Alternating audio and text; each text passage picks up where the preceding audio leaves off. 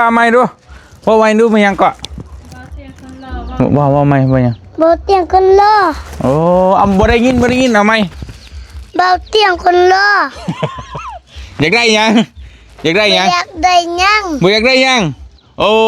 บ่เอาบ่ขายย่อง บ่ บ่เอาบ่เงินเอ็มร้อยไปกินบ่ได้ เอ้ย เอาบ่เงิน มาสิจางแน่ เอาเงิน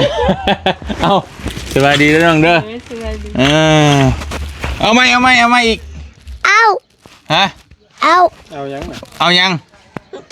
เอาเงิน เอาเงินโอ้โหเจ้าจะไปชื่อยัง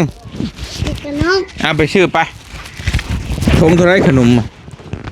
มีแต่ตรง5,000ขึ้นไป นี่เอา40,000พากันไปชื่อ3คนเด้อโดยแหละ โด ขอบใจนมมือโอเคไปชื่อบันนี้ไป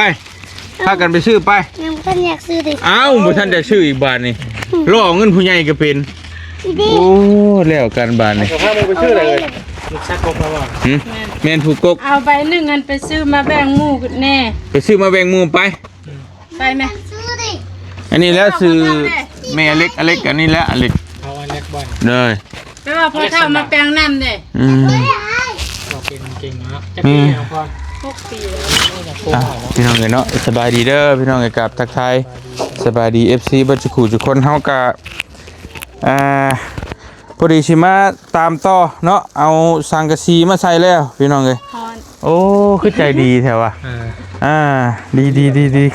คือแนวสิบ่อยากเมื่อง่ายได้แนวนี่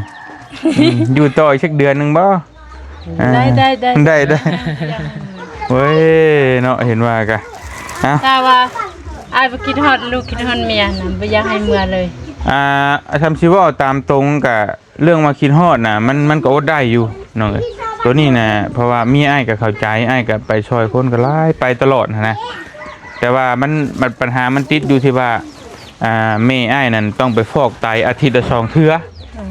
และตอนนี้น่ะอ้ายให้ทั้งน้องชายน่ะเบาลี่น่ะเพิ่นไปพาไปแทนแล้วอ้ายขอมาเฮ็ดเวียกอยู่พี่ก่อนหั่นนะ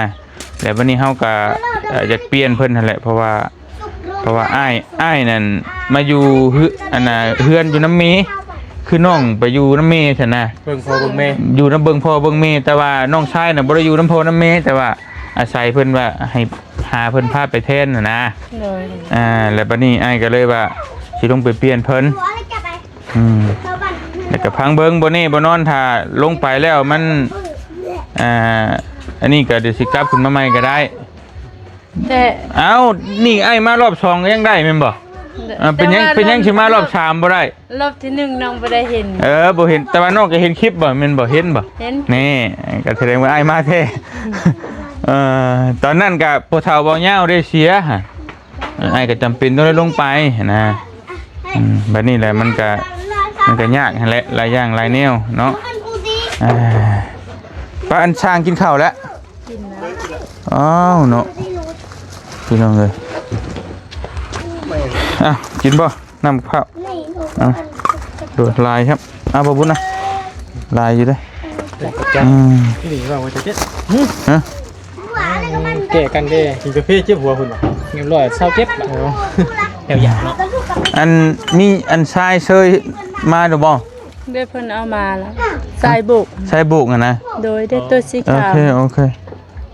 ว่าลิงจวดเลี้ยงสร้างเนาะจวดได้บ่บุญเด้อใจรีพี่น้องและว่าน้องยังบ่ได้เอาให้เข้าใจเพราะว่าตอนน้องบ่เป็นหยังมาแล้วเขาเจ้าไปมิจะมาให้เพิ่นเขียนบินให้นี่เลยเพราะว่าเดี๋ยวอ้ายสิจ่ายเองสิรวมจ่ายเบิ่งจนมันเบิดเงินพุ่นแหละเบิดเงินครับบ่มีก็คืออ้ายเว้าแหละถ้ามันเบิดทั้งอ้ายแล้วก็สิขอน้องแล้วบัดได้เคยบอกแล้วตั้งแต่เริ่มต้นน่ะเด้เนาะอ้ายสิระดมกันนี่ตั้งจนเบิดแหละถ้ามันบ่พอดีตั้งสิเอาน้องเพิ่นน่ะนะถ้ามันพอแล้วก็ถือว่าดีไปนะประมาณนั้นแต่ว่าในณตอนนี้ก็ยังมีอยู่แต่บ่ฮู้ว่าสิไปฮอดไส20 ล้านโดยแม่นมันก็หนักอยู่หั่นแหละเพราะเรื่องงานปูนนี่ก็ถือว่าโอเคอยู่อย่าง20 ล้านก็มัน 30,000 บาทก็พอสมมาพาควรคือซุมื้อนี้ยังก็แพงเนาะแม่มาเขียนน้องพ่อแพงดีรอแพง15 สิบ่ มันได้ คอยซื้อมังเงาะของเช้าอย่างโล60ซื้ออยู่บ้าน สิบบ่นี่อ้าว คนหนึง10 บาท 10บางหัน10 เนาะเป็นยังไง แต่มาให้เขากินนั่นตัวละซับ ก็เขาแจ้งมันเพิ่นสิมาฮอดพี่เนาะ บ่ดิห้านกับข้าวเพิ่นนั่งกินเพอเนาะเพิ่นนั่งกินเพอเช้านี่น่ะ20,000นี่ อ่า เดี๋ยวว่าห้านเขาซื้อนั่น15เนาะ12บางห้านน่ะ15 แล้วแต่เพิ่นสิฟันซะเนาะ โดย แม่นมันบ่มีกฎเกณฑ์เด้ เออบ างห้านน่ะ ก็ไม่เอามาดิ อันน่ะ10,000เอาสุดได้นี่10,000ก็ ทำ บ้านเฮาได้แล้วนี่อันนี้10,000บ่มายังก็ให้บ่ยาวลงไปซื้อนะ ไปอยู่รอเนาะ อ้ายก็รอเนาะ ให้กับเราเนาะ ทำงาน ไรก็รอน้องก็รอ ไปซะไปอันนั้นให้เพิ่นหน่อยหนึงพี่น้องเนาะเอา แม่นแล้วได้หมอเจาะเวลาได้ เอ็มร้อยไปให้เพิ่นหน่อยหนึง พิธีพักอยู่ ไปไป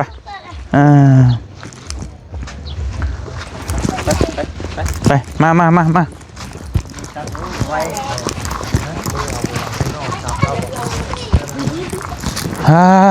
สบายดีเด้อช่างเด้อโดยตัว มีบริการให้ ฮะ มีบริการให้ หลายใจดีน้องพรที่นี่กั้งให้เฮาบ่นี่ไปกั้งให้เบาเหย้าเลยโพดโพ คนหนึ่งดิ อ๋อยันเสียใจบ่ อีกอันหนึง บ่แม่นไล่ใจไล่แนวคิด สร้างก็ซอยตลอดสร้างก็ได้ เพราะว่า เป็นอะไร ใจ มาฮอดจักโมง เที่ยวและใจ รู้สิ่ง แต่แนวคิดมันมีหลายแนว11โลก แนวคิดผู้นั้น สวยเติบเนาะ นั่นนั่น ทั้งลุมกับทั้งหากทั้งเทิงกับทั้งหากนี่เนาะใส่เต็มสตริงเลย อุ่น ไปดีเด้อ เจ้าสบายดีเด้อพ่อจันเด้อ อ่อนเนาะ สร้างเอาเย็นๆก่อนเด้อสร้างเด้อโดย อยากกินสติงบ่ซาวพอนนะบ่ได้กิน จะกินสตริง สติงซาวพอนนะแต่ว่าสติงอ้ายบ่กินนะอยากกินสติงซาวพอนว้าวยอกซื้อเด้อ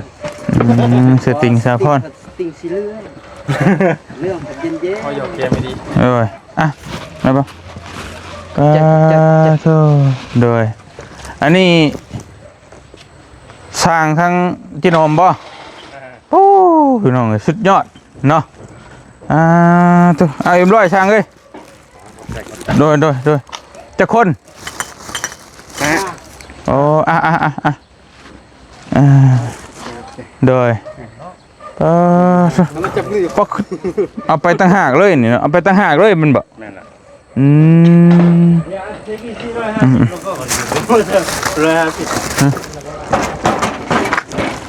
ให้อ้ายอันเพิ่นนี่โดยตัว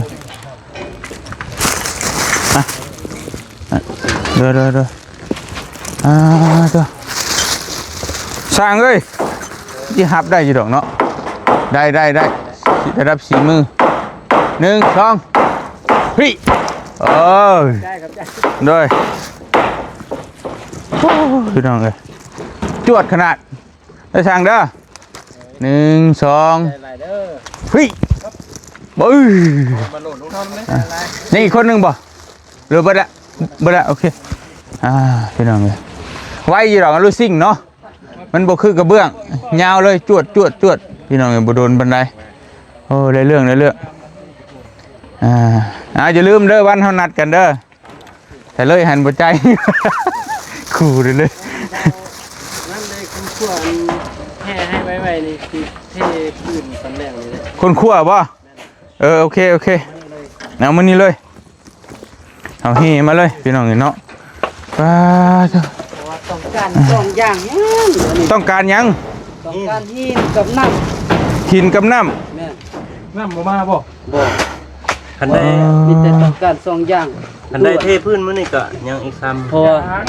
อยากได้ด้วนหินกับน้ำนี่ ำตัวนึงสิได้เทพื้นบ่มีหินบ่มีน้ำ มาพี่น้ำตัวนี้ต้อง ปรึกษาอันนี้อยู่ในเฮาสิเฮ็ดแนวใดน้ำใน ถ้าว่าน้ำขนาดมีได้แล้วมีแต่ได้จุ่มอยู่อันบนมันตั้งน้ำขึ้นบ่ได้ จุ่มอะไรจะจุ่มนะ ร้านมา มันบ่มีไข่ เดิมต่อขึ้นลงตรงมือเว้ยเอากระโหลกของผม ต้องใส่น้ำใช่บ่ นะ ใช่คือมีบ่อะไร บนเตียงคืออะไรก็โอ้ไรละ เอาน้ำพระเจ้าอยู่ตรงนั้น เพราะเขาว่ามันเขาว่าเฮาอันนั้นน้ำมันเขาว่าชูน้ำมันบ่ได้มื้อนี้ก็โบกก่อนก็ได้แต่ว่า บ่มีอุปกรณ์เลยบ่ได้เอาลงมาเลย เอาสร้างก็ได้ เพราะว่า บุกกับมึนเล่า ยังบ่ได้ ที่พืช จะเทพื้นก็ เข้าใจเรื่องเทื่อว่าสมมุติว่าเฮาหาเฮบ่ทันก็เอาตัวมันฮะ บ่มีน้ำก็ นั่นแหละก็สิพยายามหาอยู่นี่แหละจังหวะนึงเทื่อมันบ่ได้อย่างหนึงก็ให้มันได้อย่างหนึงก่อนหั่นนะอ่า ใช่ไหนตายอยู่แล้ว ไปคนครัวเบิ่งไปเฮ พ่อมา โตเฮเด้ หินเทพื้นนั่นเหรอ เด้อ มีตัวพระเจ้ากินข้าวแล้วแล้วพระเจ้าก็ไปเอา โอเค พระเจ้ายังกินข้าวเลย เดี๋ยวสิบอกให้เทวดาเหี่ยวลงมาให้เฮ็ดอันใดฉัน โอ้ยมาเด็กๆนี่ ฮะ นี่ขึ้นมาเลย โอ้ยเนาะเอาในนั้นแหละพี่น้องเอ้ยมันบุญๆนิดนึงผู้ได้สนับสนุนโดยธนาคารการค้าต่างประเทศผู้บ่ธรรมดากำลังสิเทพื้นเฮาก็เร่งนะเพราะว่าบ่เตียงได้คุยกันเดี๋ยวว่ามันประมาณวันที่2เนี่ยบ่เตียงสิกลับแล้วพี่น้องเอ้ยมีแต่ว่าเร่งให้เพิ่นได้ให้มันแล้วได้สำใดก็สำบากันเนาะตอนนี้กำลังสิเอาปูนอีหยังเอาทรายเอาหยังมาเตรียมสิโบกสิเทพื้นสังกะสีนี่หลังคานี่แล้วอยู่แล้วมื้อนี้ 100% แต่ว่าเฮาสิโบกแล้วก็เทพื้นนี่มันต้องใส่น้ำกับใส่หินใส่ดินเนาะก็ถือว่ายังหลายเติบอยู่พอสมควรอันนี้ก็ไปเกมาต่างหากไปซื้อมาต่างหากได้พี่น้องเอ้ยทรายนี่มันเป็นทรายละเอียดเนาะ บ่ได้เพิ่งเลยวะนี่ ฮะน่าจะบ่ได้ครึ่งเลยบ่ครึ่งเนาะบ่ได้ฮ้อนบ่ อันนี้ประมาณ10กระสอบนั่น บ่เฮาฮ้อนตองอีกบ่หรือว่าใส่เลย บ่ได้ห้อย แม่นโอเคเด้ บ่แล้วสาวใหญ่ บ่แล้วย้อนว่า บ่แล้วสิได้โบก เรียกนี่น่ะมันบ่มีขั้นเนาะเนาะขึ้นเรื่องในเบิ่นล่ะวะ เล่นมื้อเล่นเอาก็ได้อันเครื่องอยู่ใช้สิเล่นมื้อเล่นเอาให้ก็ได้นะบ่ยากนะคำว่าโตสิเฮ็ดในใดก่อนก็บ่ยากอันนี้เด้อแนวกินเด้อสร้างเด้อหอยไว้นี่เด้อกับข้าวเด้อมาเข้าห่มพี่มาก็เพราะว่าทั้งบ่เตียงหั่นบ่ฮู้ว่าเฮาสิไปติดต่ออยู่ไสจังใดนะมีแต่ให้ทั้งน้องพรแหละถามเพิ่นคนในบ้านนี่เพิ่นเอามาแล้วให้เพิ่นเอามาโลดบ่เตียงจะเป็นคนจ่ายเงินเพราะเฮาไปถามเพิ่นบ่มีนะพี่น้องบ่ต้องแก้มาแต่ผู้เชียงขวางพุ่นมันก็ใช้เวลาโดนแล้วเฮาต้องเอาหลายบัดนี้เฮาก็เอาบ่ได้หลายประเด็นมันน่ะบ่ต่ำกว่า6 เม็ดก้อนรถ10ล้อใหญ่ๆนั่นซึ่งเฮาบ่ได้เอาปานนั้นนะมีแต่ว่าเดี๋ยวจังพยายามต่อไปเนาะพี่น้องเอ้ยก็ซอยกันเล็งมือสุดๆพี่น้องเอ้ยอันนี้เพิ่นบ่ได้ตอกอันสร้างเอ้ยบ่ได้ใส่เป็นลมก่อนบ่หรือว่าใส่น้ำหลังบ่ใส่น้ำหลังก็ได้เนาะอ๋อโอเคปกติเห็นเพิ่นใส่เป็นลมก่อนนะสร้างสูตรอยู่พี่ใส่น้ำหลัง โอเคบ่เป็นหยังสูตรไปสูตรมันเอาเครื่องก่อนฮ้อนเหรอ มุงหลังคาก่อนบ่ มีว่าแล้วมันฮ้อนบ่ว่าแต่ฮ้อนแล้วจังได๋ฝนตกนั่นนี่เป็นห้องเลยเด้พรเป็นห้องเบิ่งดูช่องดูนอนได้หั่น มันได้มีประตูมาการนอน อ้าวกะใช้ประตูก่อนได้เฮ้ยมันสิให้นอนเดี๋ยวนี้ พี่น้องเอ้ย น้ำนี่บ่ได้จักเอะเลยเนาะ แม่นให้น้องพรไปค้นครัวเรื่องน้ำก่อน นี่ ตัวนี้นะสำคัญอีกตัวหนึงนะ น้ำปกตินี่เพิ่นเอามาจะใช้ใช่พร ว่าจะ เพ เพิ่ ราะ ม ว่า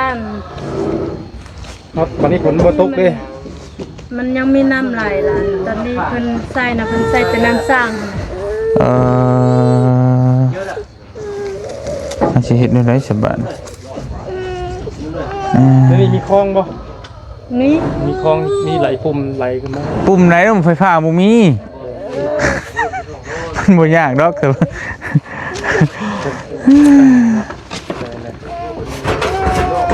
ถ้าได้แต่ว่าช่วงแรงมันก็สิมาอยู่ ถ้าว่ามีสายน้ำมันกายวันโตนี่ขึ้นไปถึงได้อยู่ เอาสายน้ำบ่ โดย ได้ใช้น้ำบ่ สิไปหาสายน้ำซั่นแถวบ่นั่นน่ะ มีหมุงต่อมาอีก มีหมึงต่อบ่ ได้ ปรับปัก10 มีบอนโตใหม่ โอเค ได้ให้ เพ พ ราะ อ ว่าสายน้ำนี่มันบ่พอ เรื่องน้ำนี่บ่มีพอแล้วบ่ อืม ฮะ มีแต่เดี๋ยวประสานเรื่องหินกับน้ำเพิ่นต้องการด่วนตอน นี่นั่นน้องอันพ่อน่ะมันในบ้านอยู่ถึงอะนะ นั่นแหละ บ่นั่น แล้วน้องก็ ไปตักเลย น้องก็ถามบางคนขั้วไปตัก ตัวนั้นมันหินตัวเขาบุกเฮือนนั่นเหลือแล้วเขาเจ้าให้เอา โอเค เพราะวันดินตัวตักเอามาโตนเขาทอกคานตัวนี้ก็แม่นดินข้างหลัง มีจะบอกเพิ่นว่าแต่หาคนมาซอยแล้วก็บอกเพิ่นจะให้ เพราะว่าจูบไปเอาทรายให้เขายังกินข้าว โอเค ยังกินข้าวแล้วก็ไปเอาทรายตัวนี้มา แล้วเฮาแล้วเราจังให้เพิ่นค่ากินน้ำกินในค่านั่นแหละค่าเฮือกค่าแห้งเพิ่น ไข่จัก จังว่ากันโอเคละมาได้ละพี่น้องมีแต่ว่าเดี๋ยวมันบุญๆนะจังหน่อยเดี๋ยวเล็งเฮ็ดตัวนี้ให้มันแล้วมันทั่วแล้วจังว่ากันพี่น้องเนาะมาครบแล้วเกือบครบแล้วอุปกรณ์มีแต่เหลือให้สร้างลงมือเฮ็ดแม่นแล้วพี่น้องเอ้ยเดี๋ยวสิไปตอนแรงๆก่อนสิไปเอาบรรพับบันยังมาไว้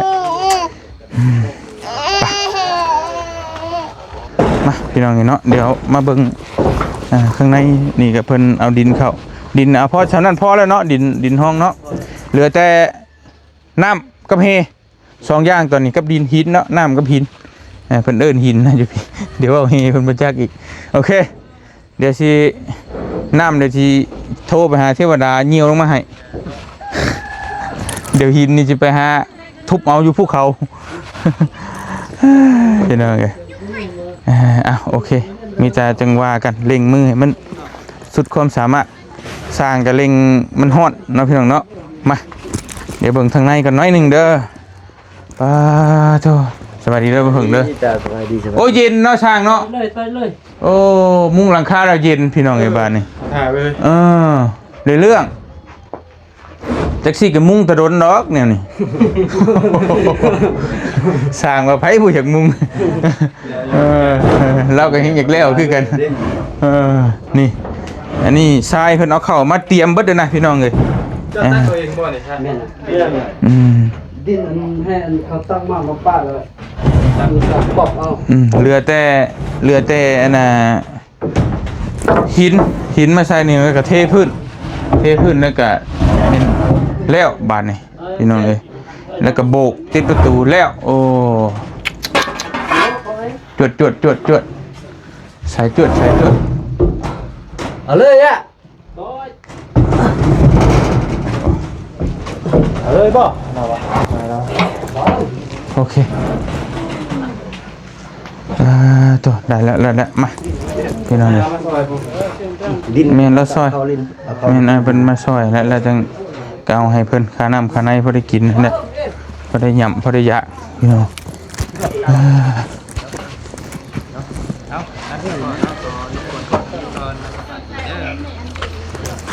มีแต่นั่นแล้วบ่เตียงกับสิคอโต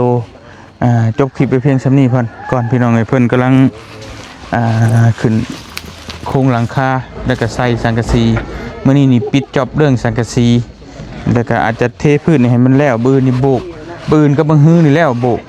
มือบางทีโอ้สิไวก็ขาดอีกแล้วนี่เนาะโบกได้2มื้อแล้วก็ติดบานมื้อนึงแล้วอีก3มื้อกับมันสินี่ ตามที่เราบอกแล้วล่ะ โอ้ยแต่ตึกเอาพี่น้องเลยเนาะอันพอมานี่น้อยนึงนะพ่อ